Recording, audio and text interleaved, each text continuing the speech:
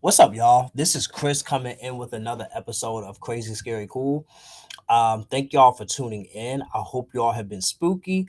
The weather is starting to get hot, so may not be feeling that fall, Halloweeny, spooky season vibe. But we watching horror films 365, throughout the year. So I'm gonna be talking to y'all about I Saw the TV Glow.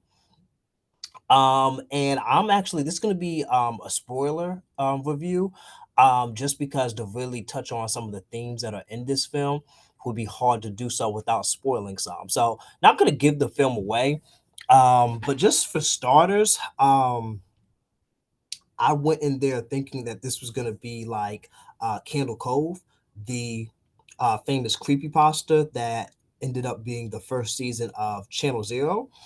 That show, I think I saw it on Shutter, but I think it was premiered on Sci-Fi Channel. But pretty much for those who haven't seen Candle Cove, these kids are watching this odd TV show, and shit goes left. I'll just leave it at that. And I thought I saw the TV Glow was going to follow a similar format. So first off, let me just say that the marketing team, the advertising team, did an excellent job of really misdirecting because this film is really nothing like Candle Cove. Aside from just it having the theme of watching a show as a TV show, that's like the one similarity. But then it veers off to the left and does its own thing. Um, so this TV show, oh excuse me, this movie, I saw the TV Glow. Um, there's a ton of underlying things with it. Mainly speaking on trans identity, gender identity, sexual expression. One thing that I noticed is that the color pink is prominent throughout. The TV show is called the Pink Opaque. There's a lot of undertones of pink. Some of the characters are wearing it. The lighting.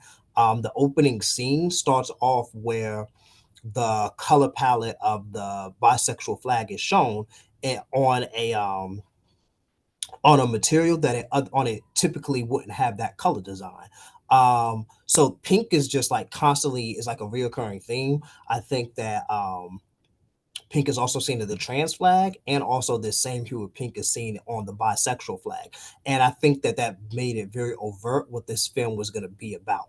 The bisexuality, that part, was a little bit interesting to me, but I thought it was interesting that that colorway was used in the opening scene.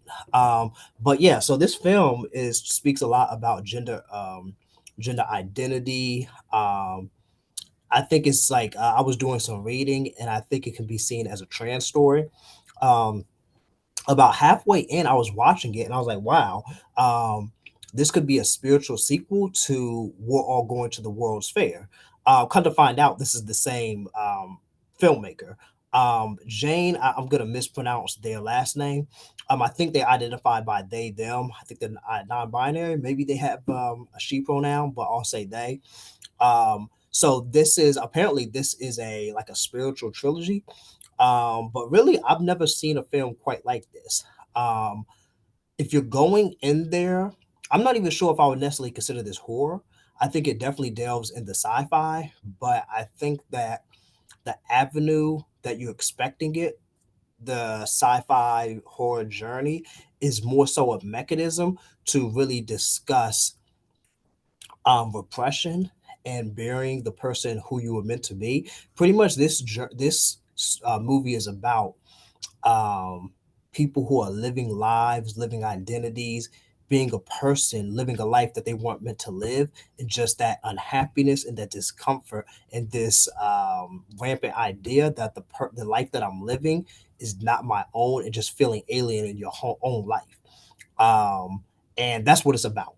And just about how I think this film speaks more about trans identity. So a person being in the wrong body, identifying in the gender that they don't really feel most comfortable in. But I also think that this could apply for sexuality, sexual orientation. So maybe someone in the closet, or someone who isn't comfortable. has it come to grips with their sexuality. I think it can also even go a step further, and it can also maybe, if someone, even outside of just queer issues, or queer themes. I think it could also be if, for example, if someone wanted to be a painter, but their parents made them become a doctor, and just living that life, that career, being someone else that you don't want to be, letting someone else decide for you, or not being able to come to grips with, not even come to grips. I'm not sure if that's the right term, but not being the person that you were meant to be and living that life. So I think that this filmmaker decided to show that through trans identity and gender expression, but I think it could manifest in other ways too. But this film is definitely about that. There's a lot of underlying themes, and honestly, the way it's tied together is brilliant. I would say that this is a very brilliant film. It's extremely well written, like just the way that, with the themes that it's speaking to, and it's so much so that it's not, you get about midway, maybe two-thirds of the way, to where it's not even really about the science fiction anymore. It's about speaking more to a larger message on life and people's personal identities, and the way that they either they suppress or repress who they are. I also did a little bit of reading, and I think it also speaks about nostalgia, and like our relationship with the past, particularly our childhood. How sometimes a reoccurring theme is that looking at things from our childhood and realizing that it wasn't quite as good as we thought it would be, or we're seeing it through an adult lens and it seems distorted. And I've encountered that to where there were things that I really went up for as a kid, but then I rewatched it as an adult and it just doesn't hold up as well. It seems a little bit different, whether it seems scarier as a kid or more serious, or maybe you watch it as an adult and you realize how goofy or cheesy it is. And sometimes we see things through um, a rose colored lens because of nostalgia. And one poster said that nostalgia is a liar, which is a tough thing to reconcile, because we associate things that make us nostalgic with the past, and we sometimes put the past on a pedestal. And so, if we have to come to grips with the fact that maybe if these things from our past weren't as good as we thought, maybe our childhood, maybe our past also wasn't as good as what we thought. So that can be something difficult to reconcile. But I think it's this movie also speaks about that.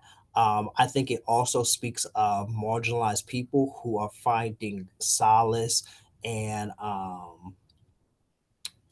inauthentic community with pop culture figures. So you have someone who is lonely, and again, you saw this with all going to the World's Fair, where it wasn't pop culture, but it was an online community where people are finding solace and finding belonging, and maybe it's the internet, maybe it is s- um, social media, or it's with pop stars, or in this case with I saw the TV Glow, the characters found they saw themselves in their favorite TV show, particularly the characters.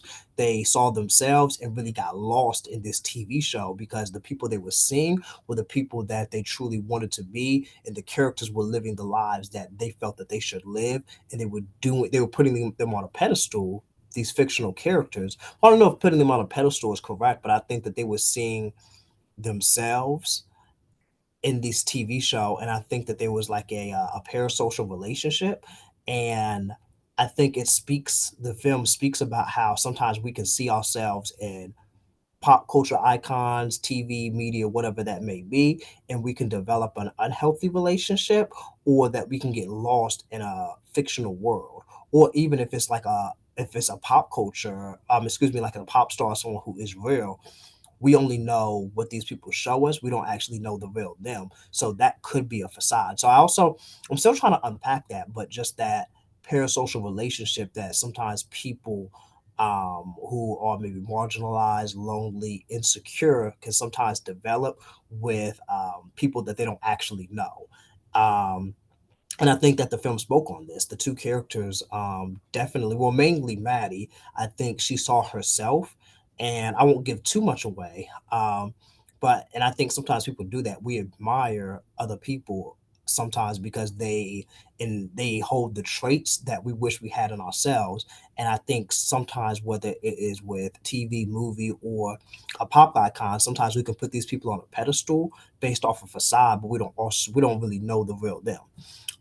So I think there's a lot to unpack with this film, and I'm probably not articulating like I have thoughts in my head, but I think that this filmmaker spoke a lot about that. But I think the main thing is just with the trans identity, the gender identity. I think speaking about nostalgia and the relationship, the parasocial relationships that we build, I think was secondary, but also is important. And it's like an hour and 40-minute film, so it really spoke on a lot. And I haven't even really gotten to the acting. Justice Smith did a really good job. He played a very awkward character really well. Maddie, she has a I can't think of the actress's name, um, but they have a really impressive monologue where it really is really impressive. I think that the use of color is really beautiful. I think that each of those colors, I think they possibly could be representative of something. I noticed that green stood out too. I'm not sure exactly what that meant.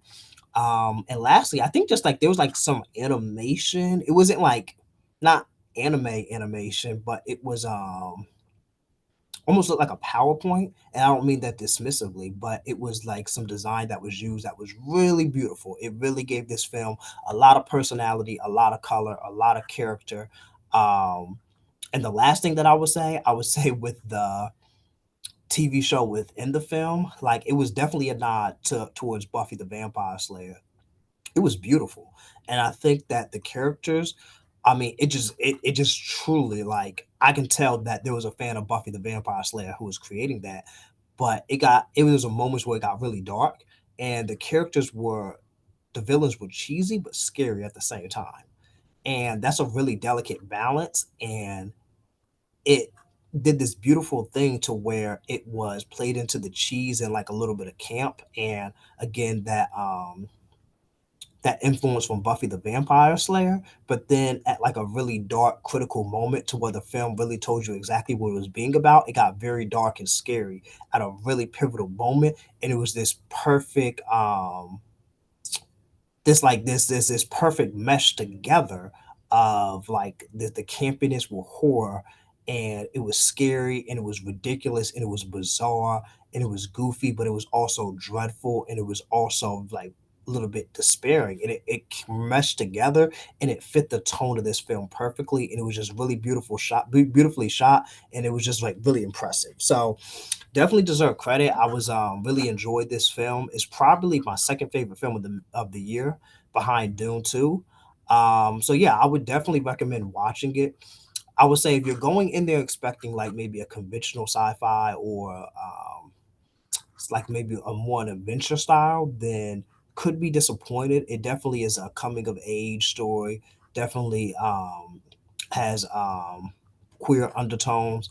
Um, but it's also a personal journey that even someone who isn't a member of the LGBT community, I think if they ever felt a moment to where they were unsure of who they are, what they want to be, or if they felt repressed on any level, then I think that pretty much anyone could, at the very least, be empathetic of people who, or could just understand someone who is not living the life that they want to live. Um, so yeah, it was definitely an unconventional film. I would say lastly, I think this is an improvement from We're All Going to the World's Fair. We're All Going to the World's Fair was almost there. I got a sense of what they were trying to do, but I feel like it was almost there, but not quite. But I could see that film being starting a subgenre and also being the inspiration to someone who sees it and fully gets what they were trying to do with that I could see someone being inspired by that to making something like just really brilliant in 10 to 15 years from now we could see that film being the inspiration. um so yeah, that's my review for for I Saw the TV Glow. It's a definitely a unique film. It's A24. It is, I mean, I was really impressed by it. So go see it. Let me know what you think. Yeah, put it in the comments what your thoughts are, and stay spooky. Thank you for watching, and I hope you all have a great day.